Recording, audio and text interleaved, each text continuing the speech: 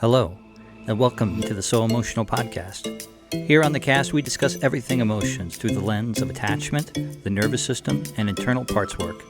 We're a little irreverent and like to have fun exploring the emotional issues and dynamics that interest us. So come along and hang out. Let's explore the fascinating lands of emotions. Hi, everyone. Welcome again to this So Emotional podcast. I'm Angela Wetzel. I'm a trauma-informed relationship coach. We also have with us Nick Carl, who's a somatic coach, and we have a very special guest today. This is Ken Page. Ken is one of my beloved mentors. He is the founder of Deeper Dating. He wrote this wonderful book, and if you're not familiar with it, I highly encourage you to check it out. And he has so many other accolades. I'm going to try to read off this list. It's very long. Ken is the host of the Deeper Dating podcast as well. If you've never listened to that, it's also a really wonderful resource.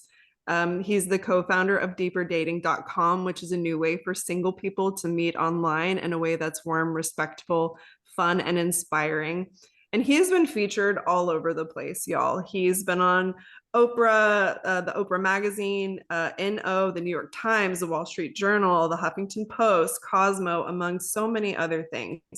And he's really passionate about helping people understand the search for love as one of the greatest spiritual adventures in life. And I so agree. And he celebrates the inclusion of the LGBTQ community into the banquet of wiser relationship advice, which is so beautiful. Anyway, I couldn't be more excited to have you here. Truly. I'm so glad to be here. Yeah. So the when we do the intro for the So Emotional podcast, we always talk about how we're here to remove the stigma and enigma around emotions, so that because I believe that this life is an emotional journey and so many of us get cut off from our emotions. And Nick and I had both, like, on earlier podcasts, talk about our own moments where we like kind of had that aha moment where, like, oh, there's something deeper here. And like, your work is amazing for this because you wrote the book called Deeper Dating. And so I would love to hear just some of your insights about how you had like your aha moment, like there's more here, there's got to be something more. You know, I feel like I'm one of these people that was always like kind of, I guess I would describe so much of my life as like, when you go swimming in the ocean and all of a sudden you go, oh, damn, it's like too deep here. It's a little too deep. Like my feet are not touching the bottom. Like I have felt that in my emotional life most of my life, like that place. And, so for me, it wasn't as much an aha moment of like, I need to go deep. It was more, how do I get my feet on the ground? Because the water is like really deep here already. How do I find my ground? So for me, kind of that was the journey. And that what that meant was not denying the depth, but working with it, honoring it, drop by drop, learning how to kind of bear and work with and express the intensity of my emotions so I could get somewhere with them and like find ground. So that's what I would say there. But like always, always, always, I remember my emotions being so strong that I had to find my footing. Wow. I really like that you put it that way.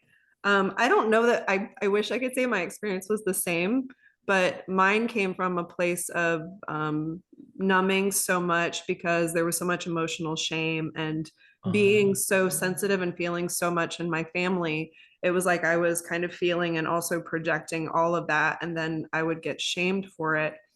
So there was a moment where I was like, thought I was feeling my feelings because I was an actor.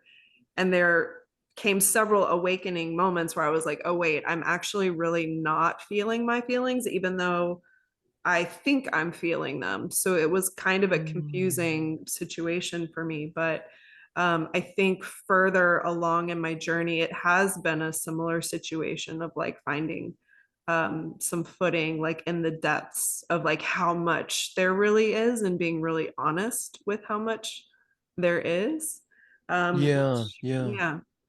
But I do think this is like a hugely like a worldwide problem, like a humanity problem with rejection of emotions and not really knowing how to allow ourselves to fully feel. So true, so true. And I feel like that is a stuck place in relationships so much and in the relationship journey. I know for me, and I think for so many people, um, of I feel this way, but I shouldn't feel this way. I got to get over this. I'm being a little too much. I gotta Mhm. get over this. I gotta work this through and metabolize it before I can talk to my partner about it. All of those kind of shameful feelings, and then we just get really, really stuck there. And the miracle and the liberation is like, oh my God, I could actually find words for these feelings that dignify them and make them like they could actually be part of my human experience, and I don't have to feel ashamed of them, and I can even find a way to frame them. I mean, that's such a liberation to be able to do that. But I know for me, standing up on the other side of that wall, you don't say that stuff. You don't share that stuff because there's obviously something wrong with you. So I think that so connects with what you're saying. Yeah, exactly. And like I see this again with clients where they're like, well, why am I not over this yet? Or why haven't I Right. figured this out yet? And it's like, well, it's not an intellectual problem. It's not like figuring, it's actually allowing ourselves to feel and honor those feelings. And but it's kind of hard to explain that sometimes, to be like, trust the process, because people are like, well, fuck the process. I'm tired of the process. Yes, right. Like, how much pain am I supposed to sit here and like let it wave through me? Yes, it's true. Yeah. Yeah. So I would love for you to share like some of your work with the audience. And it's been really impactful. Like for me, and I shared this, well, I feel like I've shared this many times, but one of my biggest takeaways from the work that we did together was actually like realizing that I kept attracting some, or entertaining some of these, like what you would call attractions of deprivation in your book, because I hadn't fully felt like the shittiness of like the effects of that. Like there was a part of me that hadn't fully let in like how awful something was. And it like Yeah. allowed me to stay on the surface and being like, yeah, that's okay. It's like not that big of a deal, to kind of hang out in minimization. So, so true. Yeah. And also it's like familiar, right? It's familiar. I know how to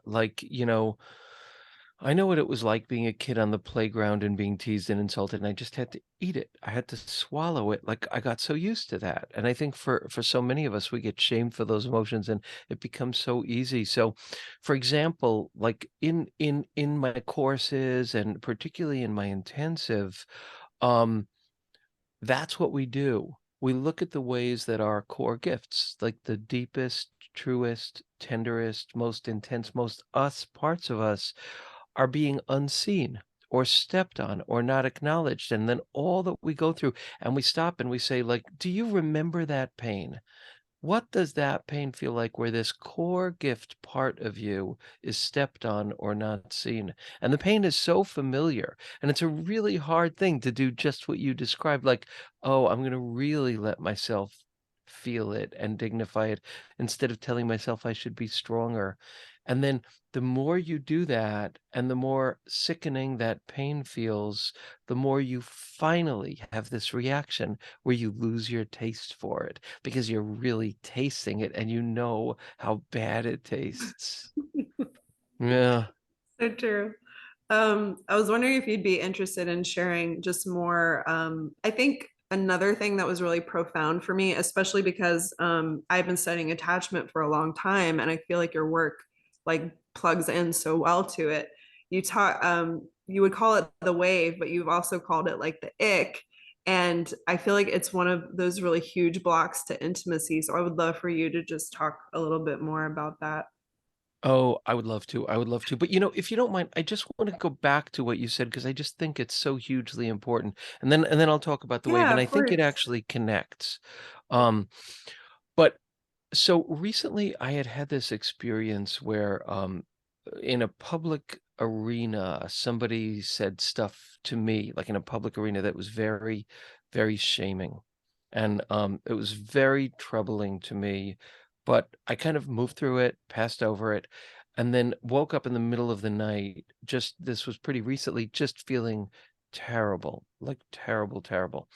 And I knew that I had grown because instead of continuing to try to get over it, which is what I thought I should do first, because it's 3 in the morning. I want to go to sleep. I don't want to be thinking about this now. I instead was able to kind of hold my heart and say, that really hurt. I really hurt from that. It's 3 in the morning and I'm hurting. I am hurting and I feel that. And I'm holding my heart with tenderness because my heart is hurt. Then Mm. I was able to go to sleep. The fighting it, I would have stayed up till God knows when trying to be better, you know? And Right. so yeah, that act of I call it like holding our heart with cupped hands, not Mm. squeezing it to try to change it, not holding it flat and uncaring and disconnected, but holding it with cherishing and space for it to move through its changes at the same time. So I deeply believe, and I think that's such a key in trauma, is can we hold our trauma in cupped hands? Because that's how it begins to shift. So I just wanted to say that because it Oh connects yeah, so thank deeply you. with what you talked about. Yeah, that's really beautiful. And I feel like I have something else that I want to add to that. Oh, good. Well, it's kind of this thing that I see a lot with clients is where we enter into a space of like non-reality when we dismiss or deny or repress our emotions. And then we Yes. find ourselves in this place of powerlessness. And it's like recognizing that acknowledgement of how we feel, that kind of radical honesty is like, I think really the only way in, because then it like puts us back into the present moment with our emotions, and it actually allows ourselves to like have the consciousness to not only hold the space to allow the emotions to cycle, but it allows the opportunity for a perspective shift, like when that's ready, right, and not a moment before. Yes. Yeah, that's so beautiful and so important how we lose ourselves when we don't inhabit our feelings and our body like at times like that. And then I think like so okay, so you're at a juncture like that where you're feeling something, but you're not supposed to feel it. And what is so interesting there, and what I think is true so often, is exactly that stuff that we think we're not supposed to feel is our mission in life. Like Mhm. those things that the world doesn't want us to say or know or speak, and we think we shouldn't because they're too vulnerable or they're too powerful or they're whatever. That is our greatness. That is who we're meant to be. And there's something in the message of what we're not supposed to say that when we do just what you said, we come into like the possibility of expressing it. That is our genius. It's our gift. It's our mission. And how amazing is that? That the thing that we're the most afraid to inhabit embodies our very mission. I love that you said that. I think that's incredible Mm, because I think it takes us from that place of fear and transmuting that fear into like a gift, like that yeah. we give ourselves and we give the world. So we're not stuck in powerlessness. We actually find the power in it.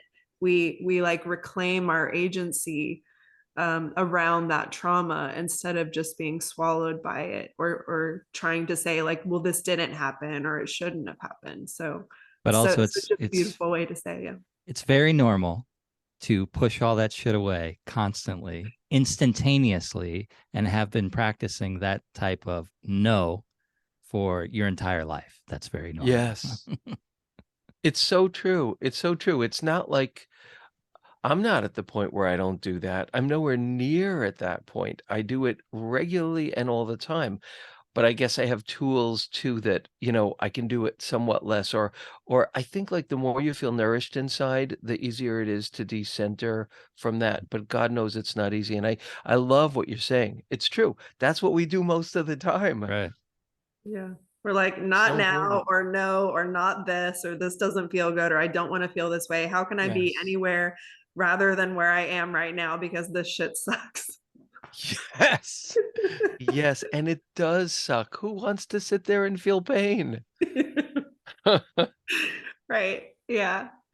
Oh man, so funny. I mean, but it's so real too. Yes, yes. Yeah, and it's it gets really tricky this work because this is the other thing that I find is that so often our emotions are triggers.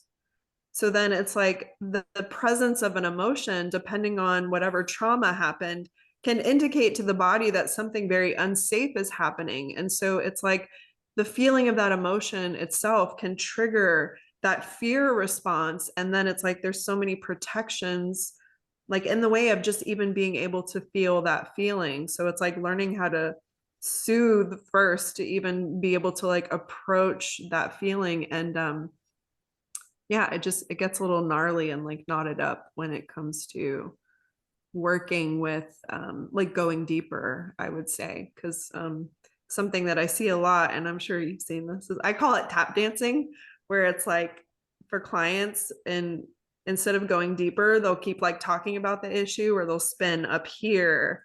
Like we will do anything to stay up here or talk, like let's just keep it light, let's keep it light, instead of going into really how we feel and sharing from this very tender, like visceral place. Yeah. I mean, it's such an amazing thing, and, just that our transformation comes from settling into our woundedness and finding the humanity there. Um, what an amazing way the world was built, that we have to go into the very hole that we least want to go into to, like, find the missing parts of ourselves. But I Yeah, it guess wouldn't it be makes like the sense. hero's journey, right? It wouldn't be the Yeah. hero's journey. It would be like the person who sits on the couch's journey, can eat potato chips and drink beer. Like anyone can do that, but it takes a huge amount of courage actually to feel, to really confront those feelings.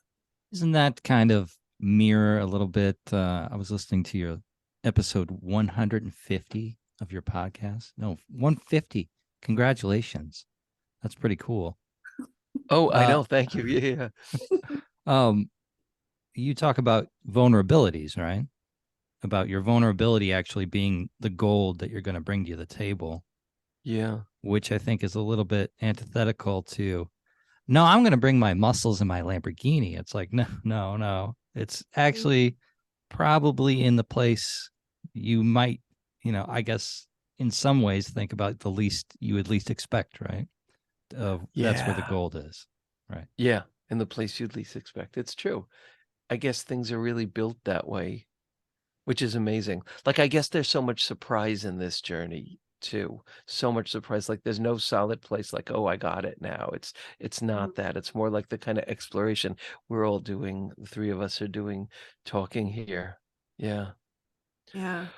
But I know you asked me about the wave, and, Yeah. yeah, I'm happy to go back to that because, it kept me single, like, most of my adult life, the wave. It really, really did. Mhm. And I think it's such an interesting thing, and, when I talk to groups of people, well, I'll say 2 ways that I notice it in the world. One is when I talk to groups of people and I just ask them, "How many of you experience this thing where you're interested in somebody, and then at a certain point you see that there is no roller coaster, they like you, and they're not going anywhere, and they're available on Saturday afternoon, and they, are present and they're interested in you and they're not afraid to show it. And all of a sudden it gets scary, or they start looking a lot less attractive, or something about them all of a sudden starts to irritate you really badly.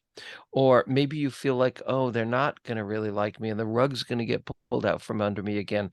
And so then we like lose our attraction to that person.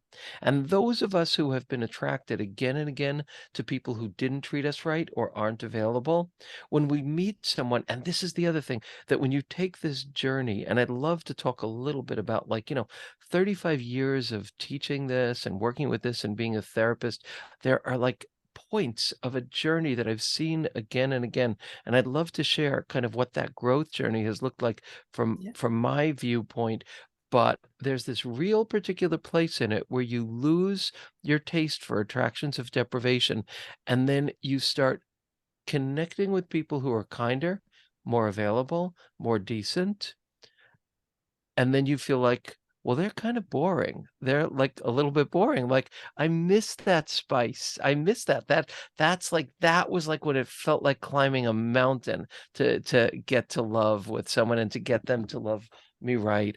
And so I know for me, I didn't know how to handle this wave, and I can't tell you how many nice guys got the boot from me because all of a sudden I just started feeling repulsed, Mhm. bored, distant, or suffocated. Like, boom, like that. I've had this really bad. Like, I'm the poster child for this problem. And no, I am. I remember I think Nick might want to being argue with you on that one. oh, Well, no, you have more experience, Ken. We'll give it to Well, you. when you were describing like somebody available, and it's just like immediately deep inside, I had this feeling of like, ugh, like, yes. Yeah. Yes, yes. I'm so glad you could say that, and I really relate. I remember being literally I don't remember what grade it was in, but it was a really early grade. I think it was like 1st grade, and there was this kid that I was trying to make him into my best friend. Like, I wanted to play with him. I thought he was really cool, and he didn't notice me. And I like, I did like a full frontal thing, like over the course of months to make him like me, and it worked. And he like wanted to be my friend. And I remember at so young, like 7, I remember thinking, it's all ruined now because I can't anymore. Like, I don't want to, and I can't, and I'm gonna be grossed out, and I'm gonna feel like, what is wrong with me that I can't even be somebody's friend, that I have been trying to be his friend for months? It was just a hopeless, terrible feeling, and that's what my love life, ended up being like. It was much better to look for the guys who almost liked me enough and try to get them to. That I could do. That I couldn't succeed, but I could at least, like, focus on that.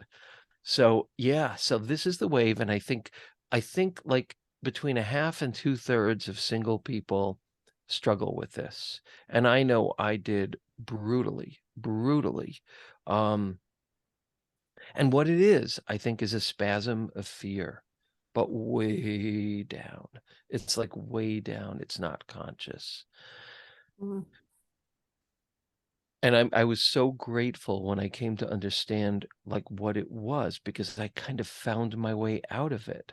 And, I feel like I kinda know how to get out of it. It's like, when people say, "What do you do if you're caught in quicksand?" Well, you take, like, a plank and you hold it to the person and then you pull them out. Like, I feel like I figured out for myself how to get out of this quicksand because that is what it felt like. And so that's something I tell people a lot, like, there's a way out of that horrible paradigm.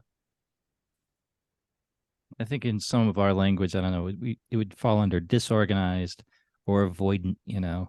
It's like, but I know this like little Rubicon, the little switch where it's like if it Mhm. becomes too good or too sort of open, or the doors just open too wide, then it's like then there's no more trust, and it's not here. It's like I'm not making decisions from my prefrontal cortex. It's like it's a very deep body based level reaction to the situation where it's just like nope, and turning away. And I've also had experienced it the other direction, like coming my way, where it's just like, oh, things are too open, and then the other person is just out of there, and then you can. So I've experienced it on both ends, but you see it out there. Yeah, and I think people who feel a lot could get it worse, could get it more Mm. intensely because we've had to build up so many I mean, you described it, like, in a somatic kind of way so beautifully. Very poignant. Yeah, things get too open, they get too good, and then the trust goes away. It's all of a sudden you don't have ground to stand on. It's terrifying. It's really, really true. But I'll tell you my trick for getting through the wave, which Okay. has really, really worked for me. And it's 2 things. It is don't flee, don't flee. Mhm. And the other thing is give yourself space. This is what works for me. Like, so for example, I was dating someone and I had the wave come up. And I would have run in the past. This is what I would have done and what I did for decades. I would run and I would feel like crap because I'd be like, I can't do intimacy. I can't do intimacy. But still, I'm looking for a hotter, sexier guy that I could be with because I Sure. can't stay here and I feel nothing. So it's not going to be fair to him. I got to get out of here. Like now. How did I even get into this jam? But I got to get out like now. That would be what I would do. So I learned you don't do that. But what I also learned is that I need to give myself breathing room. Like I need to give myself space. Like, okay, we won't have a romantic date. We'll go for a walk instead. Or I just like forgive myself for this thing that I never Mm. used to be able to forgive myself for. Whatever I needed to do to kind of give myself space. Another thing to do that is really helpful is like you relieve the pressure off yourself because Eros can't bear that kind of pressure. It just can't. So Hmm. you relieve that pressure, but then you think about like, what do I like about this person? What's fun about them? What are the qualities? Like I have been married now and in a relationship for 14 years with my husband. We haven't been married 14 years. We've been married like 7, but I had the wave really, really badly with him. And at one point I was going to end it because I was like, I was in that space of I feel nothing early on. And I was in a coffee shop with a friend of mine who had known me in my miserable singlehood for decades and, had heard all of my stories. And she looked at me, she said, like, "Does he love you?" And I said, "Yeah, he does." And, she just looked at me, she said, "If you fuck this up, I'm gonna kill you." Like, she just said that, but it worked. It snapped Yeah. me out of it. It Right. worked. And, when I went to meet him again, my feelings were back. It's such a shocking thing how your feelings can come and go like that, but they did. That's exactly what happened. Well, it's like the voice of the siren song of fear, right, is primal. It's deep and it's been with you your whole life, keeping you safe, right? So there is Yes. a level of trust there, but it's also at the level of the like internal communication about when it's coming from. It's like if you can get these pattern breaks, like a good friend who you trust saying, "Hey, you're fucking up," to like snap out of this connection into this deep fear, right? Or like you said, taking space, right, and taking pressure off relieves Yes. that relieves the bleat of the fear happening all the time, so you can start to use your own consciousness and discretion to be able to uh, unmesh yourself. It's enmeshment with emotions, right, where we think that, oh, this is me, this is who I am, which is not true. These are traumas, right? These are fears, these are deep things coming out of your body that isn't necessarily you, and you can unhook from those things. It's not easy, but you can unhook, and it just takes a millimeter of space, and you start to have those perspectives, right? And it's like, oh, and you start to see it, like it's like whatever, you only need a tiny little bit of light to illumine a darkened room. Yeah, thank God for that little bit of perspective that really can change things. Right. And it does. And then, I call it a wave. I call it the wave because to me it's like a wave. It hits you, it knocks you over, Hmm. you lose your balance, and then it passes. And Right. this is what I never knew because I would always run. I would Right. always run at that point. So, but when I learned these two things of give myself space, allow myself in little ways to kind of fetishize all and appreciate all the things that I like and I'm attracted to, and give myself breathing room and not flee, shockingly and amazingly, the feelings almost always come back. After you think they would never come back, they're over. They come back, but they come back, and with them comes a clearer sense of if this person actually is right for you. It's Hmm. amazing how that happens. Yeah. Yeah, it just seems like when we get closer to someone, it's like the risk and challenge of that relationship increases. There's more risk for like bonding and attachment. Like there's a chance for us to actually be vulnerable. And when we feel cornered with our own vulnerability, where it's like, oh my God, this could be real, like, am I really going to put my faith and trust in this person? I think it's natural, especially if we've had wounding around that, to just kind of shut off or dissociate or go into that frozen place where we're just like, well, this is bad. This is very bad because it's always been bad before. This has never ended well. Like me and vulnerability have not, it's never been good. So I think anytime there's a chance for more vulnerability to like up the ante, there's a part of us that's like, no, why would I sign up for that? That's ridiculous. Don't Right, do right. it. Don't do it. Yeah. Meanwhile, you're longing for it, like, somewhere inside too. Oh yeah. Yeah, Yeah. Like more than anything. Yeah. Yeah. yeah, yeah. Connection might be important. I don't know. Might be a little bit, yeah. Yeah. So Ken, you said you were going to talk about some of the big overview, right? You've been in the game Yeah. for a minute, a hot minute. Yeah. Yeah, I would love to do that because when you do this work for a long time, you see the long arcs of things, and then Mm-hmm. they get kind of clearer and clearer. So, and this is what I teach. This is and this is, what I teach in deeper dating, what I teach, in all of my work. It's a four-staged process that I teach. Um, and the first stage is the reclaiming of self-love. Um, and that happens like in the intensives I do that are 6 months long. We spend 3 months on this first stage, and we ask ourselves questions like, in my day-to-day life, what are the things that fill my heart? Like little things that might be really tiny, but just make us feel a richness and a fullness. And we tend to diminish those, but those are big, big deals. So what are the things that fill my heart, even in small ways? What are those?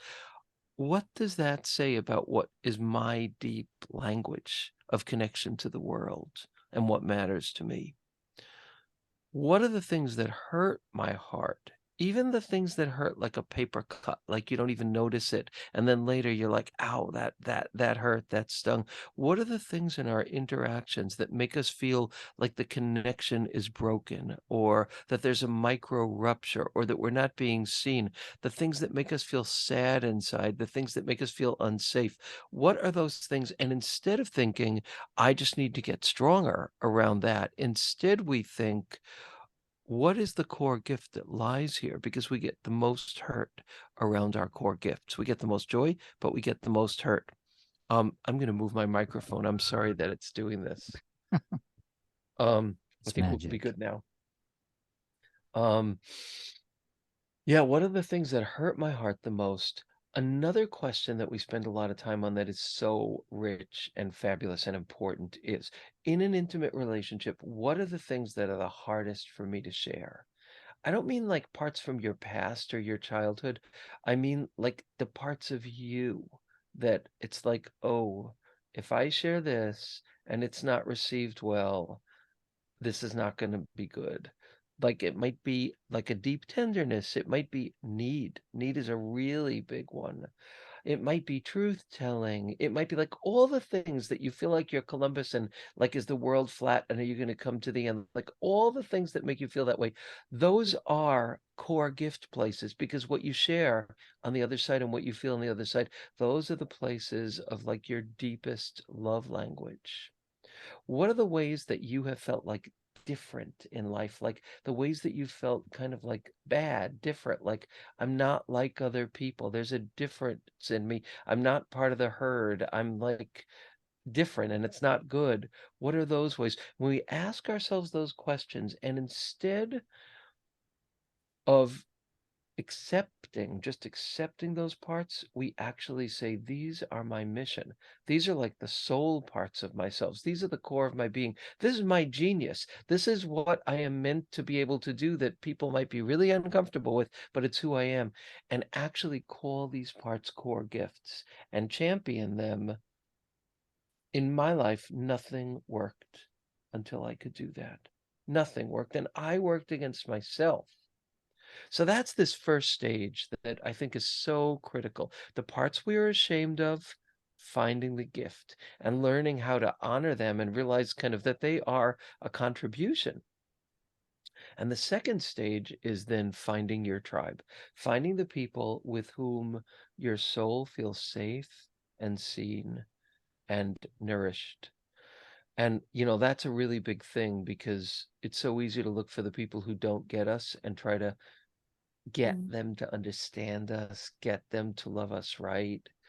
Um, Instead, we ask ourselves, with whom does my soul feel safe? And that becomes the guiding question. Like when I go out on a date, when I'm looking for a relationship, what if I show my real heart? What if I show my real self? And there's some people that are going to light up with that. And those are the people that we want. That's a scary, brave way to do it. It's not how we're taught to date. But mhm, that's the piece about instead of focusing endlessly on how attractive we are or not attractive, instead focusing on like, what are my patterns of attraction?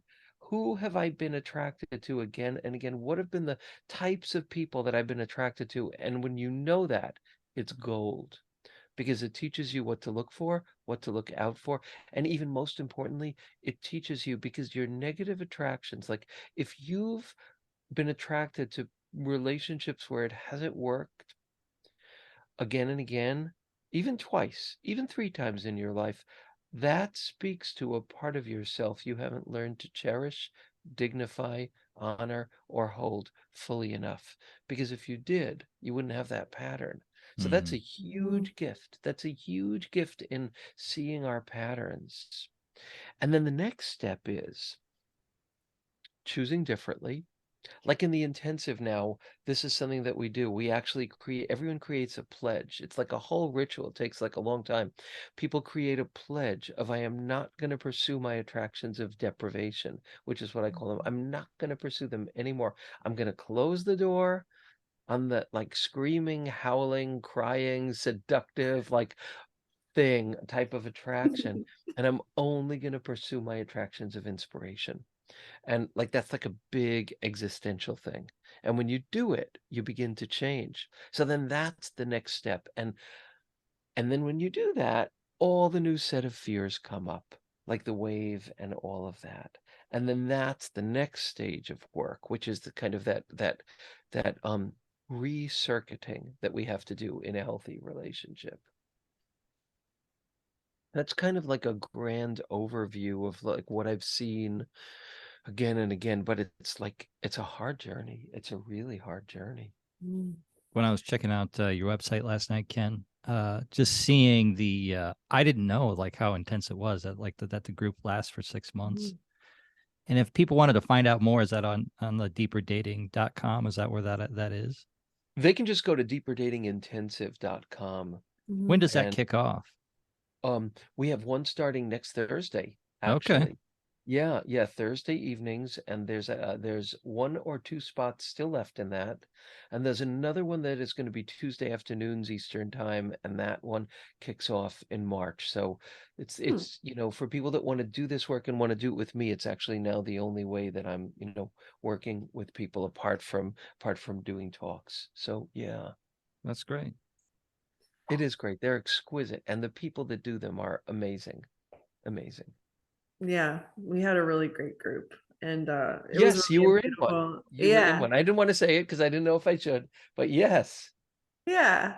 I said at the beginning, I said you were one of my mentors, my beloved Yes. mentors. Oh, So well, yeah. thank you for that. Um yeah, I'm trying to think if there's anything else. So we have all the links. We'll put them But could I just say one more below. thing about that? Yeah, absolutely. It's like personal about you. Like everything that you're talking about here, you lived in that intensive like so richly, and it was really a gift to the community. Yeah, thank you. Yeah. Yeah, one of my things, I'm incredibly sensitive and I bring Mm. that. I used to think it was a horrible curse for me to be that emotional and sensitive, and I've really come a long way with emotions and feeling. And so, yeah, like doing that work with you really helped me out in a tough time because I had to make a really strong tough decision about a relationship that had a lot of deprivational aspects for me, and I ended it while being in love. You did. Mhm. And so that doing that course with you was incredibly healing, and it also in some ways like I felt like if I can do this then I can lead other people through the fire because that was Mm. so like impossibly hard to say no. especially when the patterns are so entrenched and and those like trauma bonds and just familiarity, even though it's not healthy, like when it's mixed, like sometimes the work is subtle and it's more difficult because it's like there's inspiration, but there's deprivation too. And we have to really Yeah. honor both. And I had to make that hard decision. So I'm very grateful to the fact that I knew about you before and I found you then and went into a deeper process with it. So it was very, very healing and it was really huge for me. So I'm I'm so so glad. excited to be able to like speak to you today and have you here. Oh, it's great to speak with both Yeah. of you. I love how we're putting words on things that it's hard to find words for from like three different angles, like all of us. Yeah. Yeah. So we're Ken, you're on Instagram it's at Deeper Dating, right? It's at deeper.dating, yeah. Deeper dot dating. Um Okay. deeper.dating, Instagram and LinkedIn is Ken Page LCSW, and so is Facebook. And maybe the easiest way is to just go to deeperdatingpodcast.com.